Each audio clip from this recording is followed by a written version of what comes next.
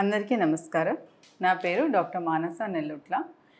ఈరోజు మనం మాట్లాడుకోబోయే టాపిక్ పేరు psychological support for patients undergoing infertility treatment. ఇది కొంచెం లెందీ వీడియో అవ్వచ్చండి ఇవాళ. కాకపోతే మేము పేషెంట్స్తో ఇంటరాక్ట్ అయిన దాన్ని బట్టి, మా అనుభవాల్ని బట్టి నేను ఇవాళ మీకు ఈ వీడియో చెప్తున్నాను. ఇన్ఫర్టిలిటీ ట్రీట్మెంట్స్ తీసుకునే పేషెంట్స్ చాలా స్ట్రెస్లో ఉంటారు, చాలా భయాలతో ఉంటారు, చాలా అపోహలతో ఉంటారు.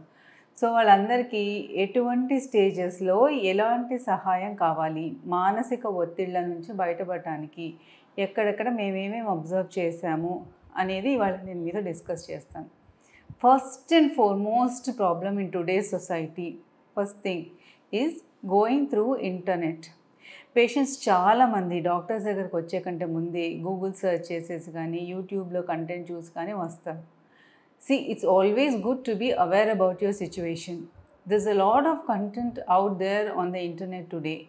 సో ప్రాబ్లం ఏంటంటే అవన్నీ చదివేసి పేషెంట్స్ ఆ కండిషన్స్ అన్నీ వాళ్ళకు ఉన్నాయని ఆపాదించుకోవటము, లేకపోతే ఆ ఎక్స్ట్రా ఇన్ఫర్మేషన్ని ఎట్లా వాళ్ళు అనలైజ్ చేసుకోవాలో తెలియక ఎన్నో భయాలు, ఎన్నో క్వశ్చన్స్ పెట్టుకొని ఈవెన్ డాక్టర్స్ ఇచ్చే ట్రీట్మెంట్స్ని కూడా ఒక్కొక్కసారి క్వశ్చన్ చేసే పరిస్థితి ఉంది వాళ్ళ. So please just look at internet as a backup for what your doctors tell you, but not as your primary source of information. Okay, అది మీరు గుర్తుపెట్టుకోండి. సెకండ్ థింగ్, మనం ఏదైనా సమస్యలో ప్రాబ్లంలో ఉన్నప్పుడు మన తోటి వాళ్ళతో, మనలాంటి సిచ్యువేషన్లో ఉన్న వాళ్ళతో డిస్కస్ చేసుకోవటం అనేది it's a natural human behaviour. So మీ ఫ్రెండ్స్తో కానీ, కొలీగ్స్తో కానీ, ఆఫీస్లో అక్కడ ఇక్కడ మీలాంటి పరిస్థితిలో ఉన్నవాళ్ళు, మీలా ట్రీట్మెంట్స్ అండర్గోయే వాళ్ళతో మీరు అన్నీ డిస్కస్ చేస్తారు. వాళ్ళు ఏవో వాళ్ళ అనుభవాలు అనేవి మీతో షేర్ చేస్తారు, మీరు వింటారు. వాళ్ళకి ఏవైనా బ్యాడ్ ఎక్స్పీరియన్సెస్ అయి ఉండొచ్చు, ఏదైనా జరగవచ్చు. సో మీరు అవన్నీ వినేసి ఏవేవో భయాలు, అపోహలన్నీ మైండ్లో పెట్టేసుకొని, అమ్మో మా ఫ్రెండ్కి ఇది చేసుకుంటే ఇలా జరిగింది, మా కొలీగ్కి, మా సిస్టర్కి అలా జరిగింది, కాబట్టి డాక్టర్ నేను ఈ ట్రీట్మెంట్ తీసుకోను, నాకొద్దు, నేను చేయించుకోను, ఇవి మేము చాలామంది దగ్గర వింటాం. So this is another wrong attitude. ఎందుకంటే each person is different, each individual, their situations అవన్నీ డిఫరెంట్ అండి. ఎవరికో ఏదో నెగటివ్ జరిగింది కాబట్టి మన లైఫ్లో కూడా అలా జరుగుతుందని భయాలు అనేవి పెట్టుకోవద్దు. Okay. And third thing, communicate with your doctor. మీకు ఏదైనా ప్రాబ్లమ్స్ ఉన్నా, దేని గురించి ఏమైనా డౌట్స్ అనేవి ఉన్నా కూడా మీరు ఒక పేపర్ మీద రాసుకొని మీ క్వశ్చన్స్ అన్నీ, మీ క్వెరీస్ అన్నీ ఈ విజిట్లో కాకపోయినా నెక్స్ట్ విజిట్లో అయినా సరే మీ డాక్టర్తో అవన్నీ డిస్కస్ చేసుకొని మీ మైండ్లో ఉన్న ఆ భయం కానీ, ఆ డౌట్ కానీ, ఆ సిచ్యువేషన్ గురించి ఏమైనా ఉంటే అవన్నీ క్లారిఫై చేసుకొని అప్పుడు మీరు ట్రీట్మెంట్లో ఒక అడుగు ముందుకేయడం బెటర్ తప్ప అవన్నీ మీ మనసులోనే పెట్టేసుకొని భయపడుతూ, అనుమానంతో, ఒకంత నెగటివిటీతో అలా ముందుకు వెళ్ళకూడదండి. అట్లా ఉన్నప్పుడు డెఫినెట్లీ అది మీ రిజల్ట్స్ అనేదని ఎఫెక్ట్ చూపిస్తుంది. ఓకే, ఇది మీరు గుర్తుపెట్టుకోవాల్సింది. Next, coming to patients undergoing IVF. So physically, mentally, psychologically ఆ లేడీస్కి కానీ, ఈవెన్ యాజ్ అ కపుల్ వాళ్ళకి ఇది చాలా స్ట్రెస్ఫుల్ పీరియడ్. సో వాళ్ళకి IVF తీసుకునేటప్పుడు డైలీ ఇంజెక్షన్స్, ఆల్టర్నేట్ ఇంజెక్షన్స్ అట్లా ఉండొచ్చు, స్కాన్స్ అనేవి ఉండొచ్చు. మీరు హాస్పిటల్కి వాటి కోసం వస్తున్నప్పుడు ఆ ఫేజ్లో ఉన్నప్పుడు మీరు when you're undergoing that treatment మీరు ఎప్పుడు కానీ ఒక పాజిటివ్ ఫ్రేమ్ ఆఫ్ మైండ్లో ఉండాలి. Yoga, meditation, singing, painting, cooking, ఏ యాక్టివిటీ అయితే మీ మూడ్ని లైటన్ అప్ చేస్తుందో, మిమ్మల్ని హ్యాపీగా ఉంచుతుందో అలాంటి యాక్టివిటీస్ చేసుకోవాలి. ప్రేయర్ కానీ ఏదైనా కూడా చేయాలి.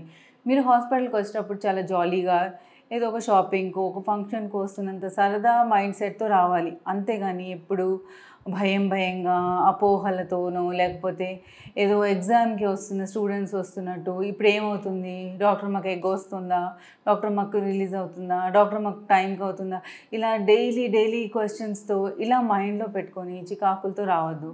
అలా ఉన్నప్పుడు ఏమవుతుందంటే మీ చుట్టుపక్కల ఉన్న వాళ్ళ మీద కూడా మీరు ఆ ఇరిటేషన్ అనేది రిఫ్లెక్ట్ చేయడము, పార్ట్నర్స్ మధ్యలో డిఫరెన్సెస్ రావడము, ఇలాంటివన్నీ వస్తాయన్నమాట. So try to keep yourself in a positive frame of mind, and if you need help, ask help, seek help from your family members or from your doctors, from your health care professionals, ఎవరి దగ్గర నుంచి అయినా కూడా ఈ help అంతా తీసుకోవాలి. Okay, coming to the next step. మీరు IVF అయిపోయిన తర్వాత మీకు రిజల్ట్స్ రావచ్చు. ఆ రిజల్ట్ డే అనేది అందరికీ చాలా యాంగ్జైటీతో గురైన డే అనమాట. ఒకవేళ బై ఛాన్స్ నెగిటివ్ వచ్చినా, కొన్నిసార్లు కొంతమందికి నెగిటివ్ వస్తుందండి. నెగిటివ్ వచ్చినా డిప్రెస్ అయిపోవటము, ఏడ్చేయటము, ఇదే ద ఎండ్ ఆఫ్ లైఫ్ లాగా ఫీల్ అయిపోవటము, అలా అస్సలు ఫీల్ అవ్వకూడదండి. Because there is always hope at the end of the tunnel. మీరు మీకు ఆ ఫేజ్లో మీకు లో అనిపిస్తే మీ డాక్టర్తో, మీ హెల్త్ కేర్ ప్రొఫెషనల్స్తో మాట్లాడండి. మీకు ఏమైనా కౌన్సిలింగ్ అవసరం అయితే తీసుకోండి. ఎవరితో అయినా మాట్లాడడం వల్ల మీ మనసుకున్న బాధ తగ్గుతుందంటే అది షేర్ చేసుకోండి.